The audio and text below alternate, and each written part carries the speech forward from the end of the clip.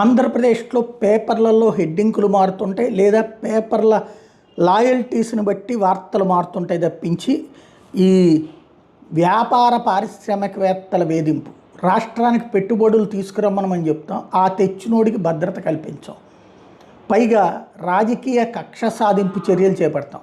గతంలో తెలుగుదేశం హయాంలో తీసుకొచ్చినటువంటి కంపెనీలకు సంబంధించి లేదా వాళ్ళకి అనుకూలంగా ఉన్నారంటూ కొన్ని పవర్ కంపెనీలకి బ్రేక్ వేసింది జగన్ సర్కార్. అట్లాగే కియా వాళ్ళకు వచ్చేటప్పటికి మాధవ్ తీసుకొచ్చినటువంటి చేష్టలు, అట్లాగే అమర్ రాజా విషయంలో స్వయంగా ప్రభుత్వం వేధించినటువంటిది. ఇట్లాంటివి చూసినప్పుడు ఏం ప్రాబ్లం వస్తుంది అనేది మనకు తెలిసింది.